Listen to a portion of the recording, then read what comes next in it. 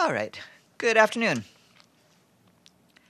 In Accra today, the Secretary General spoke at the funeral of former Secretary General Kofi Annan, calling him an exceptional global leader who was also someone virtually anyone in the world could see themselves in. Like few in our time, he said, Kofi Annan could bring people together, put them at ease, and unite them towards a common goal for our common humanity. The Secretary General said that Kofi Annan was courageous, speaking truth to power while subjecting himself to intense self-scrutiny. And like his predecessor Dag Hammarskjöld, he had an almost mystical sense of the role of the United Nations as a force for good in a world of ills. Secretary General Guterres recalled his friendship with Kofi Annan and added, "Now that I occupy the office Kofi once held, I am continually inspired by his integrity, dynamism, and dedication." As we face the headwinds of our troubled and turbulent times, the Secretary General said, let us always be inspired by the legacy of Kofi Annan and guided by the knowledge that he will continue speaking to us, urging us on towards the goals to which he dedicated his life and truly moved our world. His full remarks are online. The Secretary General will meet with the President of Ghana and also with the UN country team before leaving the country today. This morning, the Special Representative of the Secretary General for Somalia, Michael Keating, briefed the Security Council, his final briefing ahead of the end of his tour of duty next week. Mr. Keating will be our guest at the noon briefing today. He will share some of the highlights of his time in Somalia. If he's not ready by the time we're done here, we'll break and then bring him back in once he's ready to come. Also addressing the Council on Somalia this morning was the Executive Director of UN Women, Phumzile Mlambo Nkuka, who visited the country last month. She noted that women have made progress in Somalia, including a jump in women's representation from 14 to almost 25% in parliament, an agreement by the federal government on a sexual offenses bill, and the first ever prosecution of female genital mutilation. However, serious challenges remain. Laws relating to gender are often ignored, female parliamentarians are often marginalized, and al-Shabaab courts continue to kill women violently. Her full remarks are available online.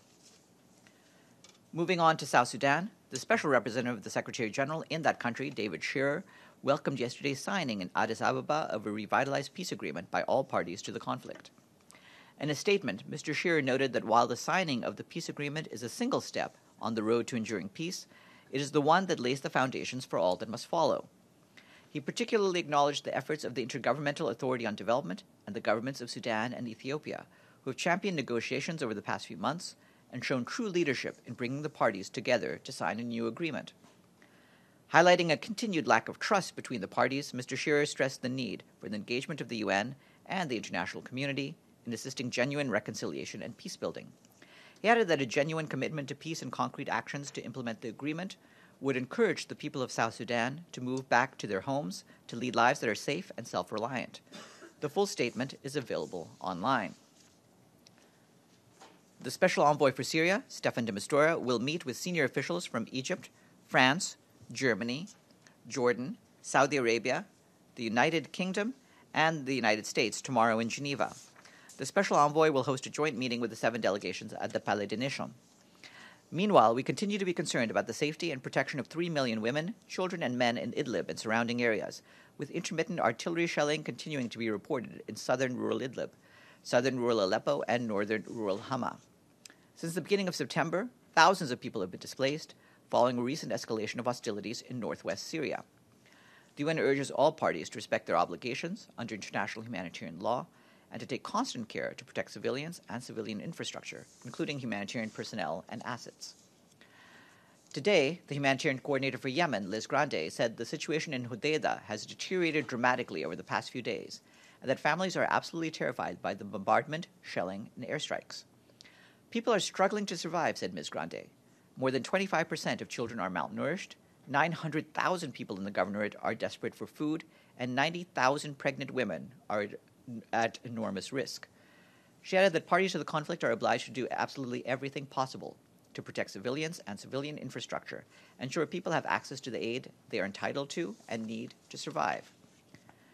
The Assistant Secretary General for Humanitarian Affairs and Deputy Emergency Relief Coordinator Ursula Mueller will visit China from the 14th to the 21st of September. While in China, she will meet with government officials as well as representatives from NGOs, civil society, and academia to discuss China's role in the global humanitarian system. In Beijing, she will also give a speech on humanitarian action at the Institute of South-South Cooperation of Peking University. From the 18th to 19th of September, Ms. Muller will be among speakers at the 12th World Economic Forum annual meeting of the New Champions in Tianjin. She will use this opportunity to raise awareness on innovation and data in the humanitarian sector and join other speakers in discussing China's evolving role in global humanitarian affairs. This morning in Geneva, there was a high-level panel discussion to commemorate the 70th anniversary of the Convention on the Prevention and Punishment of the Crime of Genocide. The High Commissioner for Refugees, Michelle Bachelet, said that the odious scourge of genocide, as the Convention describes it, remains both a threat and a reality in the 21st century. 70 years on from the adoption of the Convention, she said that we must take stock of the gravity of recent acts, such as those perpetrated against the Rohingya and Yazidis, and we must do everything possible to hold those responsible to account. Also speaking at the discussion was Adama Dieng, the Secretary General's Special Advisor on the Prevention of Genocide. He said that genocide is not an accident, nor is it inevitable. He said that it is our inaction or our ineffectiveness in addressing the warning signs that allows it to become a reality. Mr. Dieng noted that 149 states have ratified or acceded to the Convention, appealing to the member states that have not done so to prioritize this ratification by its 70th anniversary on the 9th of December of this year. On Saturday, the UN Educational, Scientific, and Cultural Organization will launch an online platform dedicated to European World Heritage Sites and sustainable travel. The platform features 34 selected World Heritage Sites spread across 19 European Union countries, and has been developed in collaboration with National Geographic. The new platform seeks to encourage people to travel beyond the major tourist hubs, staying longer and experiencing more of what the local region has to offer. You can find more about it on the UNESCO website. That's it for me. Are there any questions? Yeah. Secretary General,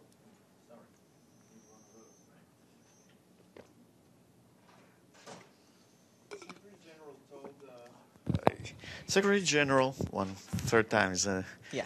Right. Secretary General told the Atlantic magazine that the United States is being reduced at the present moment. The soft power of the United States is being reduced at the moment, and without the U.S., there's no way to solve problems in the world. Is that criticism of the current leadership of the United States, or is that just major observations about? And what is the reason? Why is it all of a sudden diminishing the power, the soft power? I would just refer you to the full extent of his remarks that were printed in The Atlantic. This is his analysis of the situation at hand. Obviously, there are times when the influence of different nations either increases or recedes. What's important is to make sure that at those times, given the crucial nature of the relationship between the United States and the United Nations, that we continue our collaboration in such a way that that the influence of the United Nations and the goals of the United States can be achieved. Does he agree with the former Secretary of State John Kerry, who said that most of the world is waiting out the presidency of Donald Trump? I don't think we'd have any comment on what Mr. Kerry has said. Yes, Mr. Badi? Thank you, Farhan. Is the Secretary General meeting with any other head of states besides the president of Ghana? No, not in this trip. Like I said, he'll meet with the president, he'll meet with the country team, then he'll be leaving the country. We'll have some travel by him in the coming days to announce to you, probably by tomorrow. Yes, Stefano. Yes. Again, on the speech that a few days ago Michelle Bachelet did on inauguration of her term as the Commissioner of Human Rights, there's been reactions. Also, we saw also from the U.S. ambassadors. But I want to concentrate again on Italy, because in Italy the reaction has been really strong. Not only the Interior Minister, but also the Foreign Minister reacted, and they said the Italian Foreign Minister released a statement calling Bachelet remarks inappropriate, ungrounded, and unfair. So specific question to the Secretary General.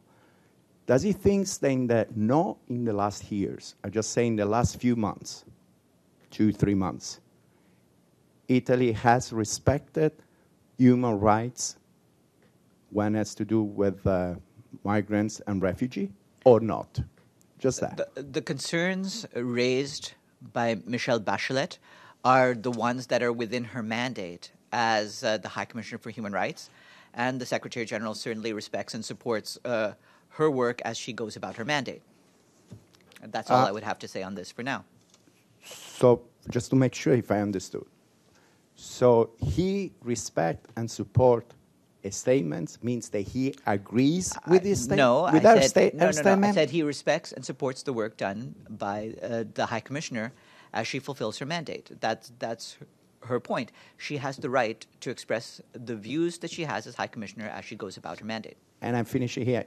Then we will have to ask specifically to him to know if he thinks, maybe next week? Well, the human rights concerns of the system are dealt with by the High Commissioner for Human Rights. That's her prerogative, and we do not interfere with that in any way.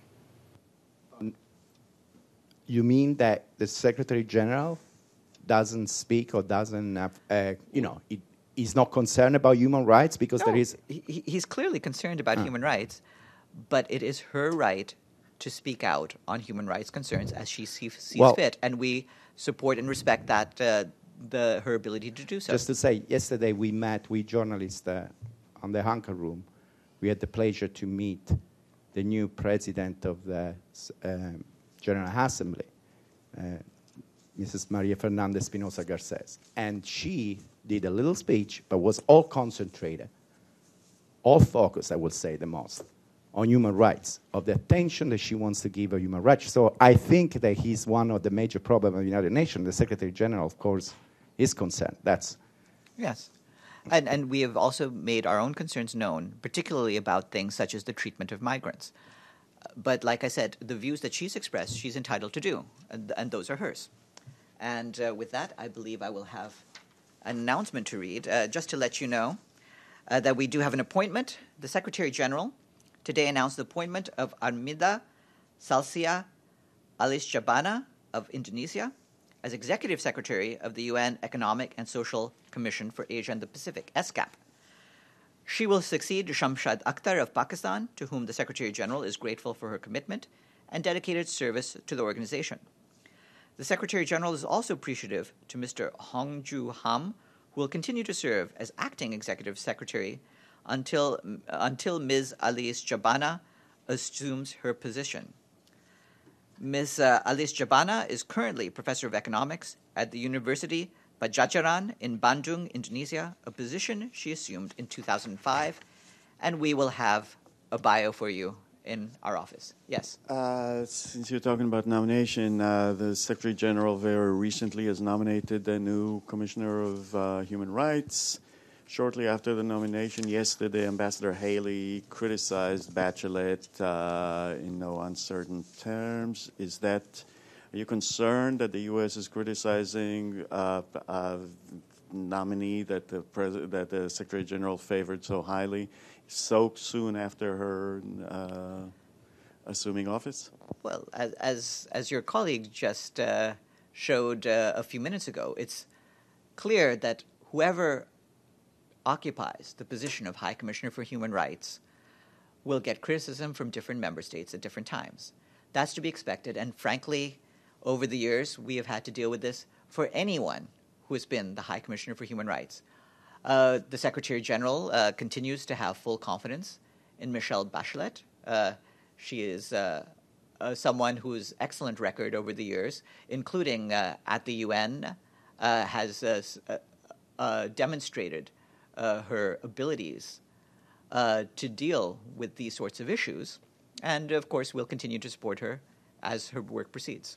But that soon after the nomination, before she even managed to do anything? I mean, is that and by the United States, which is not like any other country, 190... Clearly, the fact that some people are criticizing her is a sign that she's, in fact, already managed to do something. And directly on the criticism, one of the issues that were criticized was that she failed to criticize violators such as Cuba and which she has visited in the past, but yet it was quick to criticize the United States and Israel. I think making that assertion after she's made one major speech so far is a little premature. Let's see what she says as she deals with all the problems she will have to face and all the issues that come across her desk as her work proceeds. Have a good afternoon, everyone. We'll come back with the High Commissioner, with the Special Representative once he's ready. Thanks.